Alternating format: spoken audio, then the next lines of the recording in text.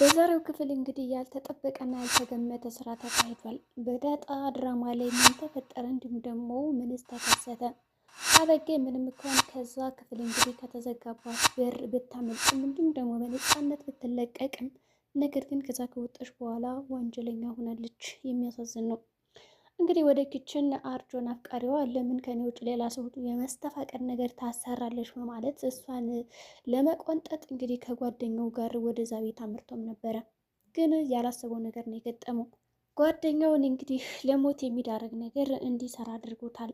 ይሁን እንጂ አበጌን አፍና አምጣልኝ ይህንን ቤት እናሳያቸዋለን በማለት እና ዛቻና ፉከራ በማሳየት እንግዲህ ወደዛ ቤትም ገብተውም ነበረ። ታዲያ በዚህ ቅጽበት እንግዲህ አበጌ ለምን እኔማ አልሄድም ከአርጆን ጋር ማን አባህ ነህ በማለት እንግዲህ ያው በዱላ ስትመተው ወድቆ እንግዲህ እንትን መቶታል ማለት ነው የኪችኑ በር። ስለዚህ ልጁ እንግዲህ በህይወት ይኑር አይኑር ምንም የምናውቀው ነገር የለም። በዚህ ጉዳይ እንግዲህ ናታን ደርሶ በጣም ደንግጦ ነበረ። ምክንያቱም ያጠብቀውን ነገር ነው ያገኘ። ናታን ንጹህ ሰው እንደመሆኑ አሁን አበጌ ክፋቷ አልፎ አሁን ላይ ወንጀለኛ የሚባል ስያሜ ተሰጥቷታል ማለት ነው። እስካሁን እንግዲህ በአፏ በንግግሯ ነበር የምናውቃት። አሁን ደግሞ ድርጊቷን ፈጸመችው። ስለዚህ አሁን ምንድን ነው ሊያደርግ የሚችለው? ናታን ስትደበድበው ቆሞ አይቷታል። እንደገና ደግሞ ልጁ መሬት ላይ ወድቀው እንግዲህ ደም እየፈሰሰው ይገኛል እና ለህግ አሳልፎ ይሰጣታል ወይስ ደግሞ እኔ ምንም አላደረኩም ብላ ዝም ትላለች? በሌላ በኩል እንግዲህ ማርታ አሁን ላይ እንግዲህ አይቢ ነግራታለች ዳጣ የሰላም ልጅ እንደሆነችን ብትነግራት፣ ነገር ግን ደግሞ ልታምን አልቻለችም። ምክንያቱም በመቼና እንዴት ይህንን ነገር ልትፈጽም ቻለች? መቼ ነው የወለደችው? ሰላም ዘላለም አለሟን ከኛ ቤት ነው እንጂ የኖረችው ወዴት ወጥታ ታውቃለች የሚል አመለካከትና አቋም ስላላት በዚህም እንግዲህ ጉዳዩ በጣም እየተስፋፋ መጥቷል። እንዲሁም ደግሞ እቤትማ የሆነ የተደበቀ ነገር አለ እንጂ ያለምንም ምክንያትም እንደዛ አይነት ነገር የለም። በእርግጠኝነት እኔ ጉዳዩን ልወቀው ካልኩ አንድ ቀን አይፈጅብኝም። ግን ይህንን እቅድና አላማ ለማወቅ ጊዜን መስዋዕት አላደርግም እና የማይገባኝ ነው እንደሚመስላችሁ። አሁን ደረጀ ማርታን ለማታለል ሞክሯል። ያ የሰጠችሽ አበጌ እንዲሁም ደግሞ የነገረችሽ ነገር ትክክል አይደለም። ምክንያቱም እሷ እንደዛ ያደረገችው አንቺን ያውቃ ሆን ብላ እንድትጠረጠሪ ለማድረግ ነው እንጂ ለሌላ ነገር አስበው አይደለም እና ማመን የለብሽም በማለት ማርታ እዚህ ጋር በጣም ተሸውዳ ትገኛለች።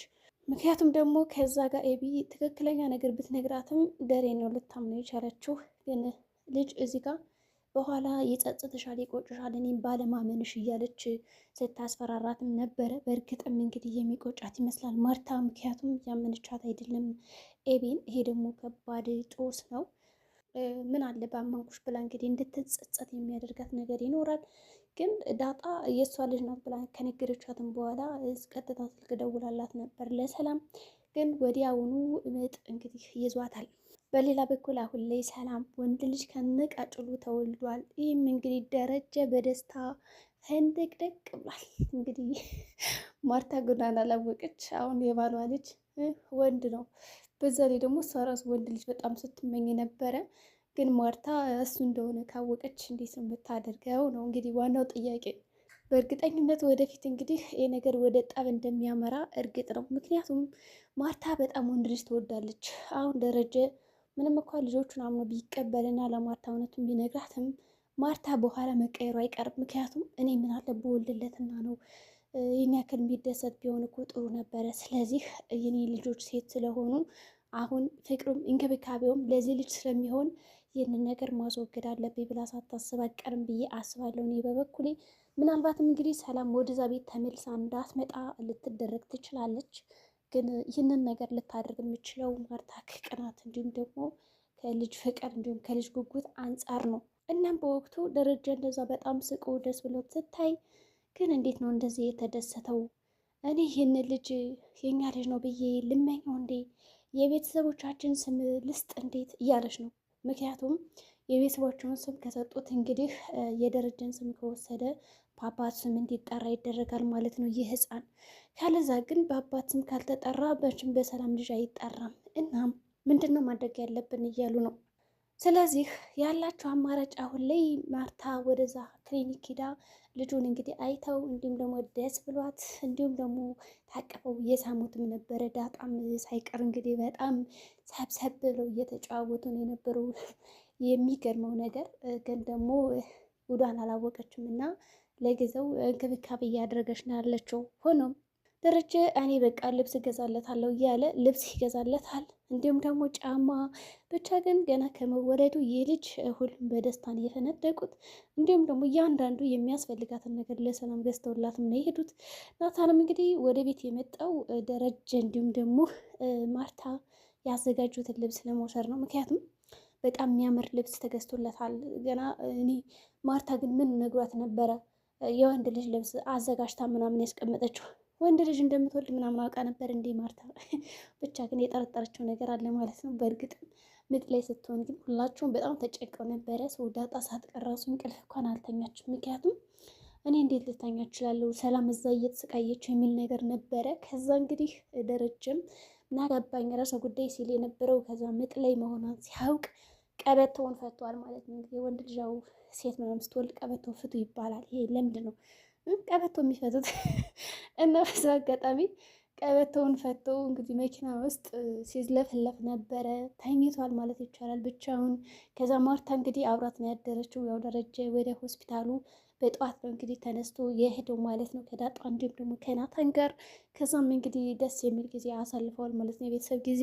ኤቢ ግን ልጁን በቃ በእርግጠኝነት ሄማ የአባቴ ልጅ ነው፣ ስለዚህ ልቀበለው አልችልም፣ ከአሁኑ አፍኜ መግደል አለብኝ ማስወገድ አለብኝ እንጂ አባቴ ወንድ ልጅ ስለሌለው እኔ የመጀመሪያ ልጁ እንደመሆኔ በጣም ይጠላኛል እና ደግሞ አሁን ላይ ይህንን ልጅ ካገኘ ለእኔም ያለው እንክብካቤ እንዲሁም ለውሃ ያለው ነገር በጣም ስለሚቀንስ የወንድ ልጅማ እዚህ መከሰት እንዲሁም ደግሞ ማደግ የለበትም።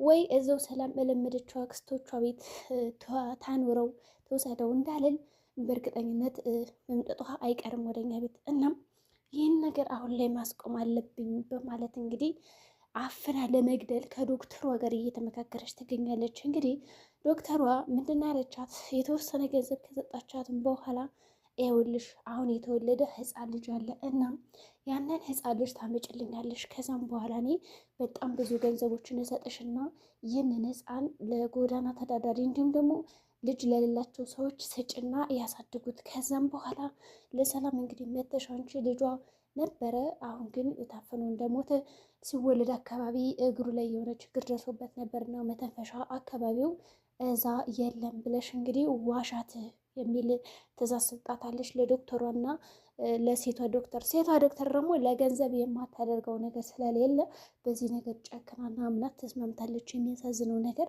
ዶክተር መስማማት አልነበረባትም በኤቢ ሀሳብ። ግን አላደለ ገንዘብ ህግን ይገዛል። አዎ ህግ እንግዲህ ለገንዘብ ተገዥ ነው አይደለም የሚባለው።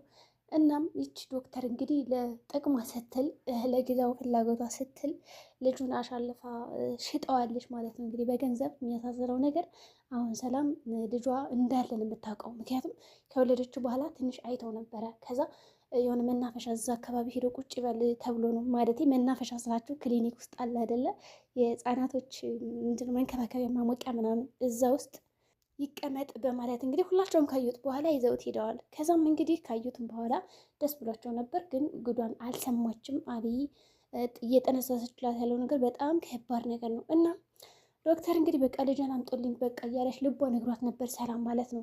ልክ እንደ ዳጣ እንደዚህ ብትሰረቀስ ቢጠፋብኝ ብላ በጣም ፈርታ ነበር። ሰው የፈራችሁና የጠረጠረችው ነገር ነው ደግሞ የሆነው የሚገርማችሁ ነገር። እናም እንግዲህ እሺ በማለት ጉዳዩን እንግዲህ ልጅ ስትላቸው ዶክተሯ መጣችና እንግዲህ ባዶ ጨርቅ ነው የሰጠቻት። ያኔ ሰላም በጩኸት ነው እንግዲህ ያበደችው። ምንድን ነው ምናምን በቃ አላቅም ልጁ የት እንደሄደ በማለት እንግዲህ ነገረቻት። ሰው ይህኔ ቀወጡት ማለት ነው። ሐኪም ቤቱን በጣም ቅውጥ እያደረጉት ነበረ። በሌላ በኩል አሁን ኤቢ ይህንን ክፋት ከሰራችን በኋላ ተመልሳ ወደ ቤት ነበር የመጣችው። ወደ ቤቷ ከመጣችን በኋላ የሚያሳዝነው ነገር አርጆን እንግዲህ ከጓደኛው ጋር ሆኖ እዛ ቤት ገብቷል። ምክንያቱም ማንም እንደሌላ አውቋል። አባቷም እናቷም ሆስፒታል እንደነበሩ ስላወቀ ኤቢ ብቻዋን ናት፣ ግን እንድትጎዳ አልፈልግም እና ትንሽ እንድታስፈራራልኝ ብቻ ነው የምፈልገው ብሎትም ነበር። ነገር ግን ጓደኛው በጣም ጭሶ ነበረ ማለት እያጨሰ ነው የነበረ እና ራሱን መቆጣጠር አልቻለም። ንቅስ ያረጋት ከዛ ውሃ መጣችና ደብድቦ ትላታለች። ሰው አንዴ ስትደበድበው ጥላው ነበር ሄደች። ከዛ ሁለተኛ እንግዲህ ኤቢ ስትደበድበው ወዲያውኑ ራሱን ስቶ ይወድቃል። በዚህ መካከል እንግዲህ ናታን በጣም አበደ፣ በጣም ጮኸ፣ በጣም ፈራ። ስለዚህ አሁን ኤቢ ምንድን ነው የምታደርገው? ሰው ወንጀለኛ አሁን በጣም ወንጀል ሰራች። የሚገርማችሁ ነገር ደረጃ እዛ ክፍል ሲያስወጣት እዚህ በኋላ እኔ አይመለከተኝም የፈለገሽ ነገር አድርጊ ብሏታል።